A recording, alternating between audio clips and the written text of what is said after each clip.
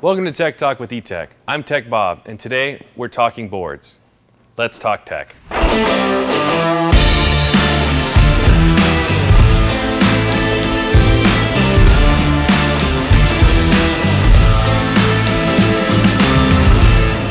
Let me walk you through a board level repair. The process is as simple as going onto the website and placing the order.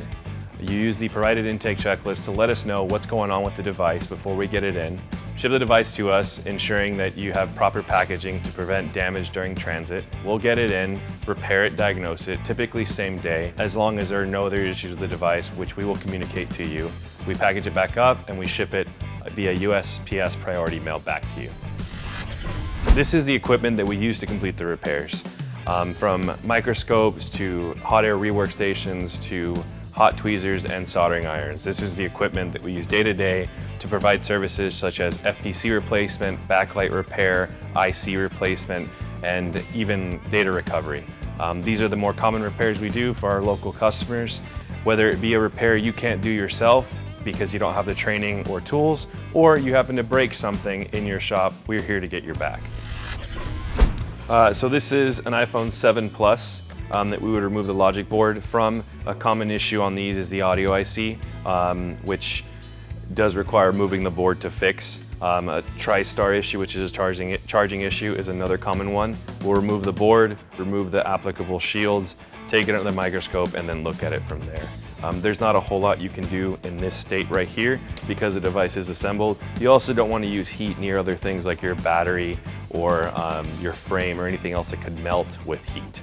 This device in particular is a iPhone 6 Plus, which is famous for the bend gate era, where the device would bend and you would have an issue referred to as touch disease or a touch IC issue, which causes intermittent issues with your touch screen.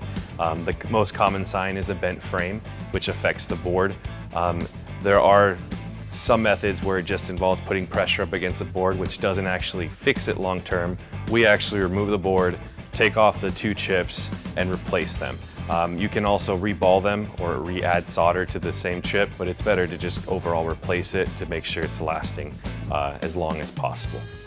So we're here to complete the repairs that other shops aren't trained on how to do or cannot do, but we're also here in the event you do break something. If you were plugging in a flex cable into this connector and mashed it down or knocked a component off of it, it doesn't mean you have to replace the device or pay out the customer in that case. You can bring it to us, we'll replace whatever is damaged and get you back up and running, which is at a fraction of the cost of what a replacement would be. So this is some of the diagnostic software that we use to figure out what is wrong with the device. It's not always as simple as visually seeing something like a broken connector or knocked off component. Sometimes you can actually see the damage that's there. So it's important to know what value each component has. It gives you the measure of what that component is supposed to be, and then you take the multimeter and measure it, and if it's not the same, then you know the component's either shorted or damaged in some way, which is what's preventing the device from working. Without having this, you're pretty much going into a device blind. We find, especially with shops with newer technicians where that damage does occur, things like not disconnecting a battery can blow backlight filters. And that is a very common issue that mainly happens during repair, not necessarily by the end user. We are able to fix that, get you back up and running again, and the customer is happy as well.